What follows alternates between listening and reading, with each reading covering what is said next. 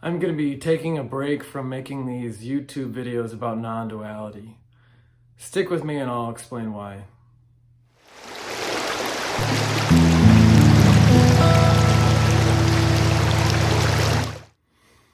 Where do I begin? So I've been making YouTube videos talking about non-duality for a couple years now, and I have decided to take a break from that at this point in time. For you, other than you won't see any new videos for a period of time, it probably won't make a huge difference. I've got tons of other videos about non-duality that you can watch if you want to learn about where I see non-duality, and just enjoy hearing me talk about it. But why am I taking a break from this? Well, number one, you don't come to non-duality because you need to learn something or you need to become something or understand non-duality. There's nothing that you need to do with non-duality. So I make non-duality videos because I enjoy talking about it. I think there is, in some sense, a benefit to talking about non-duality, but to have to go through and listen to all these speakers, including myself, about non-duality, it's kind of missing the mark. With that being said, the reason why I talk about non-duality is because I see the deception, I see the BS when it comes to non-duality, and it's the trick that your mind continuously plays. And so when you're watching these videos, whether mine or someone else's, and you want to learn about non-duality, if you have no idea what non-duality means, I'm not really speaking to you. I'm speaking to the people that have looked into non-duality, kind of have some basic understanding of non-duality, contemplated it, meditated on it for a period of time. Those are the people I'm talking to. So if that's you, listen closely. So you're not going to get anything from non-duality. You're not going to learn anything from non-duality. So why do I make non-duality videos? I don't know. But I enjoy doing them. And so that's why I like communicating. It's just from being a human being and communicating to you, learning your questions, being able to answer some of your comments. That's what I enjoy. And so taking a break from non-duality doesn't really matter. Because you're not getting anything from watching this video, because you are what is. And so what ends up happening is, for you who watches non-duality videos or learns about it, reads about it, you think that you're somehow doing something that's going to benefit your life. And so what ends up happening essentially is that you create an object of yourself, which objectification, I think, is a good process to kind of see yourself in that sense, because it pulls back the layer of deception when it comes to seeing yourself and identifying who you are as a conceptual person or a separate self or an ego, whatever you want to call it. And so that in itself is maybe part of the process of seeing through your own fake walls that you set up, your own barriers, your own hang-ups and that sort of thing, which is great. Do you need to do that? No. Does it matter? No. But when you look at non-duality and you get into it, what often happens is, what apparently happened for me, is that you create this idea of a true self and a false self, or this is who I am, this is not who I am. So you objectify your personality, your ego, your body, your structure, who you used to think you are. That becomes an object. And so the subject becomes something that's pure and holy and all that stuff. But what ends up happening is, what you perceive is the seer, the observer, the one that is not the seeker, the one that whatever, the pure consciousness. It's a lot of times it's just another deception. It's just another magic trick of the mind, where you think that you're somehow, there's some perfect sense of self, and then there's some other thing that gets angry, gets upset, cries, doesn't like people, screws up, makes mistakes. that's a separate thing. So now I'm this holier than thou person that's perfect and I do no wrong. But what ends up happening is you identify with something that you want to think is an observer, as some separate self, but it's just the same functioning, it's the same identification in a different context and in a differently defined. And so the one that you used to not be, now you are this pure self that is the unity of perfection, and then this other piece of garbage that you don't like, that you disidentified with, that's what you think is the problem. And so what ends up happening is, a lot of these spiritual speakers that talk about non-duality give the perception, even though the words may not be saying that, but your perception of what they're saying is that they are somehow seeing the world and everything is as it is, and everyone else's foibles and missteps and mistakes, that's okay, because we're all one, we're all part of this non-dual collective unity and that sort of thing. But that's just another story that you tell yourself, because what that's saying underneath all that, if you take the reverse of that, if you flip it on its head, what that's saying is that you as a person, the one that you disidentified with as a separate self, the one you're objectifying, that's a piece of garbage. And so you judge that. I judge Russ Rapp because he's not perfect. He gets upset. He gets angry. He whatever, gets anxious. He does things that someone that was a non-dual master wouldn't do. So then that becomes another object that you're trying to judge. But the judger itself, that's the same crap. It's the same thing. It's the same, there is no true self and false self. That's a load of crap. So that what's judging is the thing that you have always identified with, but now it's in a different, it's wearing different sheep's clothes. It's the wolf in sheep's clothes that you think is now you and is perfect, but all it does is now judges you as an individual. And so now you see the collective other as some perfect world and the nature and all that. But the self that you've identified with your emotions, your feelings, your thoughts, your actions, your body, it becomes something that you begin to hate. And so you end up hating yourself. So the whole idea of loving everything in this sense of non-dual oneness, or whatever you want to call it, the whole idea is that you're included in that. So you're garbage, your baggage, everything that has to do with you is included in that unity, is included in what we call non-duality. It's everything. And so it's not you're trying to escape some piece of garbage person that you used to be, and now you want to be this non-dual master that never gets angry, that believes, in perfection and all this crap, because all that does is create another religion that you have to abide by, or some belief system that puts you in a mindset that says that, hey, I have to live this certain way, I have to be this certain way.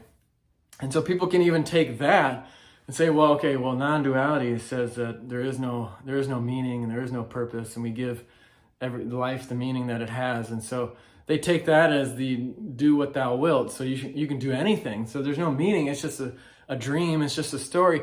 I'm going to do whatever I want. I can do anything. I can treat people like crap. I can steal. I can loot. I can do, horrible things to people. Or I can just not care about anything. I can just go, sit on a beach and do whatever. Or I can just go play video games all day and get overweight. And, even though I'll be depressed and everything, it's just, it is what it is, because, there's no meaning, there's no purpose. I'm just going to do whatever I want. And that's just another story. So that all that it is the separate self, the same thing that we're pointing to, the duality that non-duality is pointing to, that you've believed in your whole life. That in itself is just taking this idea of non-duality and creating a whole new story that has to live by, has to believe in. And so who is doing this? Nothing. Who is doing whatever you want and living your life, say la vie? Who's doing that? It's the same separate self, whatever you want to call it, defined thing, individual consciousness, separate ego, whatever you want to call it. That's what's doing the belief in not doing anything, or doing something, or doing whatever you want because there's no purpose. So with that being said, a lot of times when you get in these, when you watch videos, speakers, in any of these spiritual movements, they have people that, let me give you an example. So I've been kind of ranting and raving here. And what you'll see in most non-duality videos is people that talk to the camera like this. And I just want you to know that non-duality means that ultimately we are all one. You and I, there is no separation. There is no up and down. There is no in or out. And you will find this peace, the peace of what is. And it is what it is, whether it's an act or not. It's just a way that we're communicating the same message. And so it's not necessarily bad or good, but what people take, the interpretation of that is they take the interpretation of what they're seeing, either whether it's the messenger or the way the message is presenting, and make that the belief system that they want to abide by. So they want to see someone who's got their crap together, someone who is calm and collected and nothing seems to bother them. But that has nothing to do with non-duality. If you want to follow what non-duality is, simply saying that there's not two. There is no true self or false self. There is no real and unreal, or someone that has non-dual awareness for all infinite time. And there is no infinity. There's no nothing. There's no everything. Non-duality is just saying that there is not two. And so it just becomes another belief system to think that you have to act or be a certain way. And so for me, I'm going to be blatantly honest right now. I'm angry with what's going on in this country of the United States. And so right now I'm taking a break from non-duality because I almost started this video to say, well, this video is not going to be about non-duality, but ultimately is. And that's what you came here for. So we talked about non-duality, but the whole thing I want to get into is you don't have to, by saying that there is no purpose or meaning or whatever, that doesn't mean you sit on a log and do nothing. So if you look at the natural world, what happens if you run up on a mother bear and her cub? What is that bear gonna do if she feels threatened that you're gonna do something, attack her baby, her cub? What is that bear gonna? That bear's gonna go crazy on you and go after you and try to attack you and try to kill you, because the natural essence of that bear is to protect her child, her cub. And so as human beings, we have natural things that we do, natural systems that are built into us habitually, instinctually. All of that is built into who we are as human beings. We have a neocortex, we have emotional centers of our brain that connects us as humans. And so we want to see people and others that we connect with on a human level, on a animal, planet level, whatever level you want to talk about. We see that as a connection that we want to take care of, that we want to protect. And so this idea that you have to not have an opinion, not have a political belief, but if it's a political belief, it has to be someone that says, don't judge others. But what ends up happening is the ones that are saying that are the ones doing the judging, because it's always the judging of judgment and of itself. And so then that's a slippery slope to say that you shouldn't have an opinion, because any opinion you have that doesn't agree with me is some sort of judgment. And that's just another judgment of any sort of opinion, because, the old saying goes, opinions are for a-holes, everyone has one. And so we all have opinions, we all have beliefs, and how we interact with each other is important. But at the end of the day, there's nothing wrong with getting angry at the situation or acting out. It is what it is. But having some sort of emotion doesn't make you a bad person necessarily. But we have morals, we have ethics that we abide by in our human community because it's good for the collective humanity. And so to go away from that is not a good thing on a human level. But ultimately, in this moment, I'm standing in a room talking to my phone, and everything is what it is. And when you watch this, what is happening is what is, and that's not going to change. But at the same time, if I'm hanging around those bears and I find a bear trap and the bear trap clamps onto my hand and I'm bleeding from my hand, it's not non-dual to sit there and do nothing about the bear trap that I'm hooked up to that's basically crushing my bones and I'm going to bleed out to death. That doesn't make me more non-dual to sit there and do nothing. And so as a human being, the natural function is to unhook that bear trap and try to fix your wound, try to save your hand. That's just a natural function of being human, of being an animal, if you will, on this planet.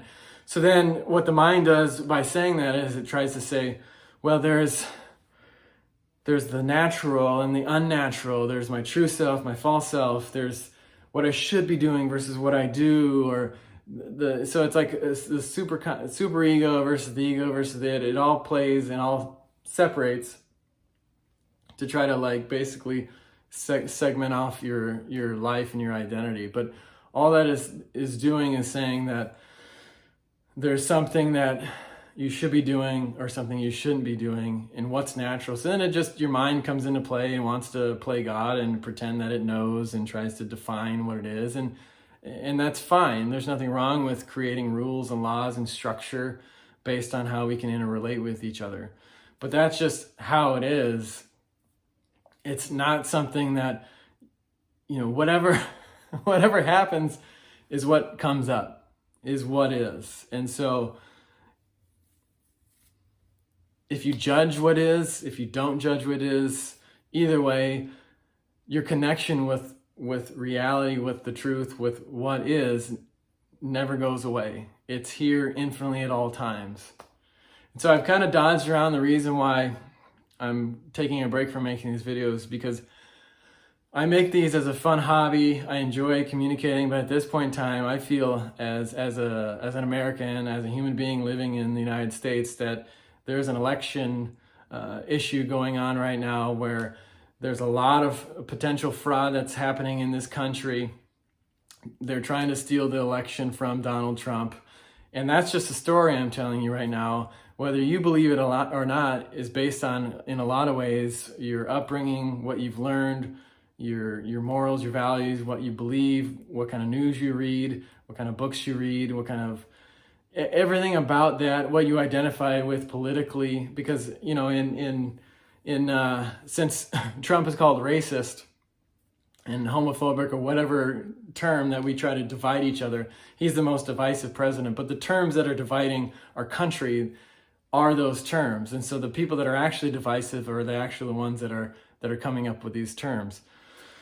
And because not all Trump supporters are racist, there's no evidence of Trump being a racist, and me just saying that is going to bring out the trolls, and I hope so, because then I'll get a lot of more comments on this video. But at the end of the day, it's just a bunch of story that we're telling ourselves, but there is an objective reality that a collective truth on a 3D sense, in a concrete way that we can say this happened and this happened and this happened. You don't take non-duality and use some sort of postmodern mindset to say that, oh, there is no truth, it's all relative. That's a bunch of crap. Non-duality goes way past that and says that that's just another belief system in and of itself. The absolute truth of non-duality has nothing to do with that everything is relative and that there is no objective truth or collective truth. And so in this election, we can look, hey, was there fraud? Was there dead people voting?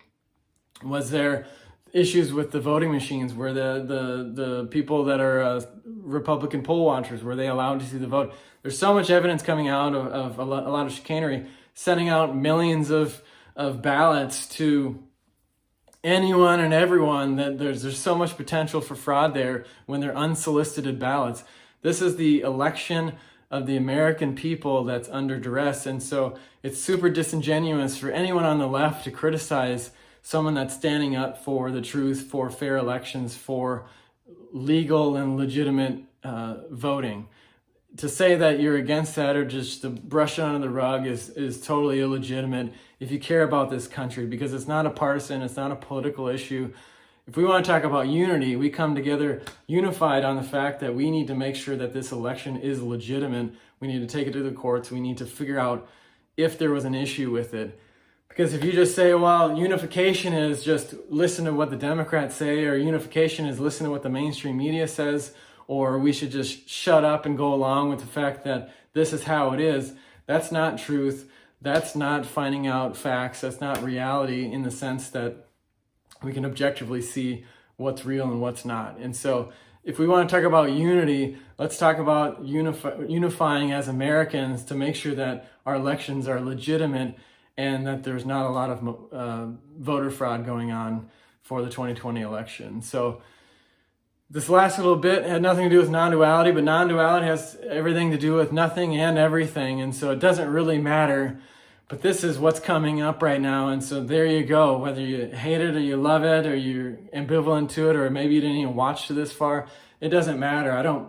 I make these videos to get subscribers because I like communicating about this topic, but at the end of the day, it doesn't really matter. Who cares if I get 300 subscribers, 1,000 subscribers, 1,000,000 subscribers? We're talking about non-duality. It is what it is. All it does is point to the fact that you believe a lot of BS, and it points to the duality. It points in the direction of, hey, maybe there's some reality outside of the belief that you've believed your whole life that this is real, this is tangible, and my definition of reality is true, and that there's nothing outside of how I see myself. There's nothing outside of my ego and my identity. And if you've questioned that ever, you'll see that's a load of crap. So I'd love to see your comments, but I probably won't be doing a lot of interacting here for the next period of time. But until the next time, peace.